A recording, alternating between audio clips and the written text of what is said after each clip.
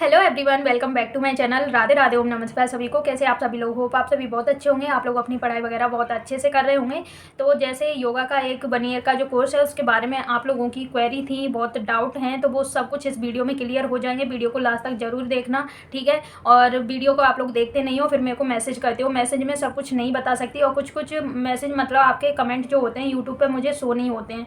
तो इसलिए आप लोग प्लीज़ वीडियो को लास्ट तक जरूर देखें। और आप लोग मेरे चैनल पर न्यू हैं तो सब्सक्राइब कर लीजिए और वीडियो को लाइक और शेयर भी कर दीजिए और प्यारा सा एक कमेंट कीजिए, ठीक है। तो सबसे पहले मैं आप लोगों को बता दूं, जो ये कोर्स है ये 1 ईयर का कोर्स होता है और इसका नाम है डिप्लोमा इन योगा साइंस। और दिल्ली में एक कॉलेज जो मतलब फेमस है, आप लोगों ने सुना भी होगा, Morarji Desai national institute of योग। यहाँ से आप ये कोर्स कर सकते हैं। यहाँ पे सभी योग के ही कोर्स होते हैं, जैसे 3 मंथ 6 मंथ और MSc BSc वगैरह सब कुछ यहाँ पे होता है। तो ये योग का ही कॉलेज है और यहाँ पे सारे कोर्स योग से रिलेटेड ही होते हैं। और इनकी वेबसाइट पे जाके आप लोग चेक कर सकते हैं, MDNIY डाल के चेक कर सकते हैं, उस पर सब कुछ कोर्स वगैरह सब कुछ आपको दिख जाएगा, ठीक है। अब बात करते हैं डिप्लोमा इन योगा साइंस। इसकी एलिजिबिलिटी क्या है? तो ग्रेजुएट होना चाहिए किसी भी स्ट्रीम से, साइंस या आर्ट कुछ भी हो, और ग्रेजुएशन में आपके 50% मार्क्स होने चाहिए और ST SC वालों के 45% होने चाहिए, ठीक है। और इसकी अब कोई भी एज लिमिट नहीं है, एज लिमिट हटा दिया, पहले थी 30 एज लिमिट थी, ठीक है। अब कोई भी एज लिमिट नहीं है।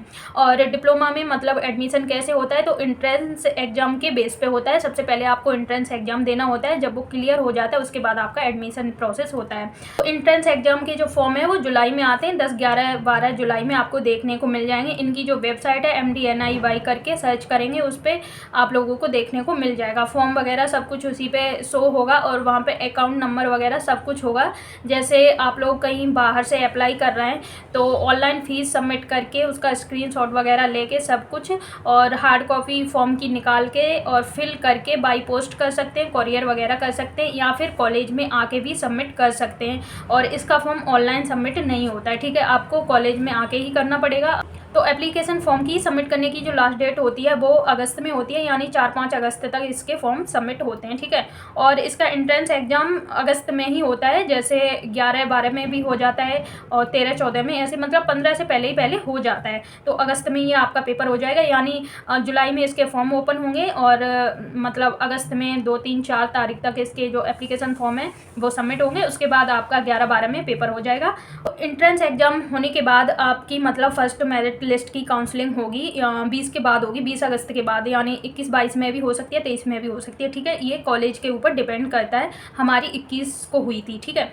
और फिर आपका मतलब जैसे मान लो 22 को आपकी मतलब काउंसलिंग हुई, तो आप ओरिजिनल अपने सारे डॉक्यूमेंट वगैरह लेके आएंगे, DV वगैरह सब कुछ होगा। सब कुछ वेरिफिकेशन होने के बाद नेक्स्ट डे ही आपका एडमिशन के लिए बुला लिया जाएगा। तो फर्स्ट काउंसलिंग हो जाती है और उसमें सीट रह जाती हैं, स्टूडेंट पूरे नहीं हो पाते हैं, तो फिर सेकंड काउंसलिंग लिस्ट भी आती है, फिर उसमें भी सेम वही प्रोसेस होता है और आपका एडमिशन हो जाता है। तो सभी स्टूडेंट का एडमिशन हो जाएगा। उसके बाद आपकी सितंबर से क्लास स्टार्ट हो जाएंगी, और जो इसका कोर्स है वो सितंबर से ही स्टार्ट होता है। 1-2 तारीख में भी आप लोगों को बुला सकते हैं, 3-4 में भी। तो अब बात करते हैं कि एंट्रेंस एग्जाम में क्या क्या पूछा जाता है, कहाँ से पढ़ना चाहिए, क्या क्या सब्जेक्ट हमें पढ़ने हैं। तो मैं आप लोगों को बता दूँ, इसमें 4 सब्जेक्ट होते हैं और 100 नंबर का पेपर होता है और 100 ही क्वेश्चन होते हैं, ठीक है। 25 होते हैं कॉमन योगा प्रोटोकॉल के, 25 बायोलॉजी के, 25 इंग्लिश के और 25 आपके GK को देखने को मिलेंगे।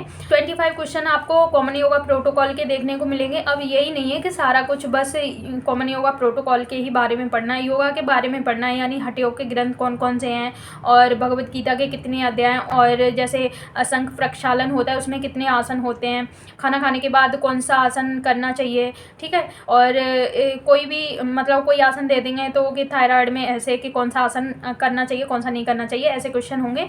और सारा कुछ आपको CYP के बारे में पढ़ना है, जो 21 जून को हम करते हैं तो वो कब से लागू हुआ था और हर साल की क्या क्या थीम होती हैं। जैसे 21 जून सन 2015 से ये स्टार्ट हुआ था, तो 15, 16, 17, 18 इन सब में कौन सी थीम थी, थीम भी वहाँ दे देंगे कि ये थीम कौन सी सन में थी, ठीक है।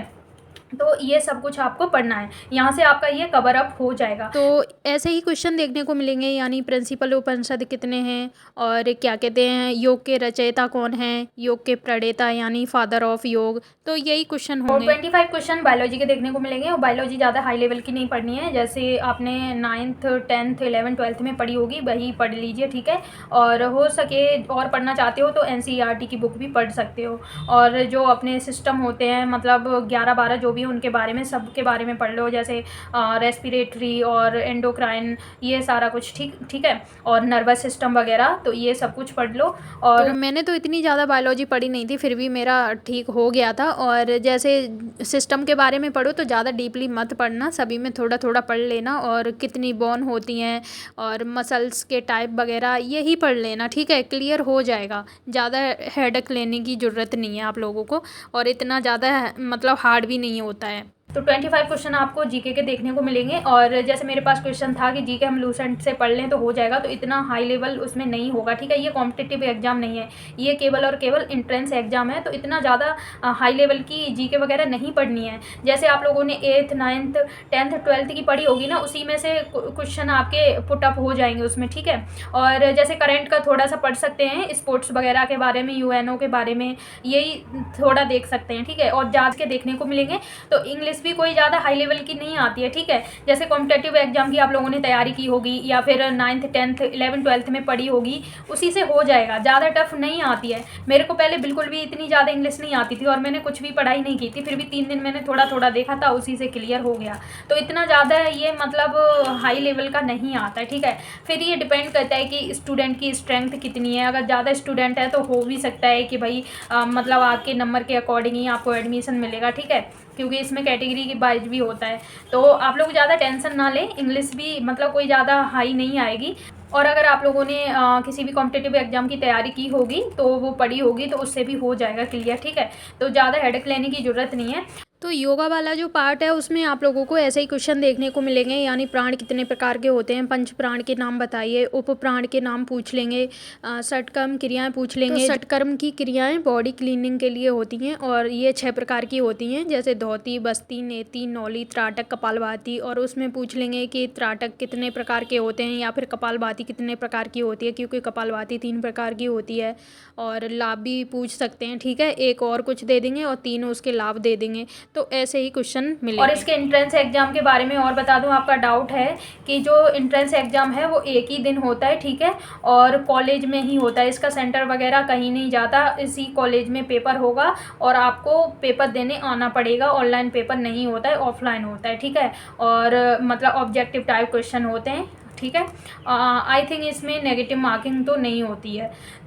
तो जैसे और भी मैसेज थे कि कोई एक बुक हो तो हमें सजेस्ट कर दो जिससे हम तैयारी कर लें, या फिर कोई यूट्यूब चैनल बता दो। तो देखो ऐसी कोई एक बुक तो है नहीं, अब मैंने आपको सब्जेक्ट वाइज बता दिया, तो आप लोग पढ़ लो। और हाँ, यूट्यूब चैनल एक है, उस पर देख लो, बहुत सारी वीडियो हैं, उसका नाम है योगा एंड आयुर्वेदा साइंस। उस पर बहुत सारा कंटेंट आप लोगों को मिल जाएगा, और पता भी चल जाएगा कि मतलब एंट्रेंस एग्जाम में कैसे मतलब क्वेश्चन आते हैं, ठीक है, तो उससे क्लियर हो जाएगा। और इंग्लिश में मतलब active passive voice, direct indirect, और क्या कहते हैं नाउन प्रोनाउन, यही सारा कुछ आता है, ठीक है, बेसिक चीज़ें ही आती हैं।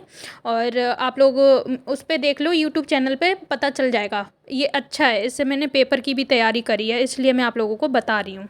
जो भी इंट्रेंस एग्जाम देना चाहते हैं वो ज़्यादा टेंशन ना लें, ठीक है, इतना ज़्यादा हार्ड नहीं होता है, इजी होता है, आप लोग कर लोगे आराम से, ठीक है। और ज़्यादा ये सोचने वाली बात नहीं है कि जी के कहाँ से पढ़ें, इंग्लिश कैसे तैयारी करें, और क्या कहते हैं बायोलॉजी वगैरह कहाँ से पढ़ें, इतना ज़्यादा हार्ड नहीं होता है। मैंने बस 3 दिन थोड़ा थोड़ा पढ़ा था, उसी में मेरा क्लियर हो गया था। तो आप लोग तो पहले से तैयारी कर रहे होंगे, या आपके पास साइंस वगैरह होगी तो और भी नॉलेज होगी, तो उससे क्लियर हो जाएगा, ठीक है। तो आप सभी लोगों के लिए ऑल द बेस्ट, और जब भी ये फॉर्म आए तब फॉर्म भरना, और अभी से आप लोग अपनी पढ़ाई कर लो। तो इस होप आप लोगों के जो डाउट थे वो क्लियर हो गए होंगे, और भी कोई डाउट है तो मुझे मैसेज कीजिए, मैं कमेंट ज़रूर करूँगी। और इस वीडियो में यही मिलते हैं कल, टेक केयर, बाय बाय, जय हिंद, वंदे मातरम।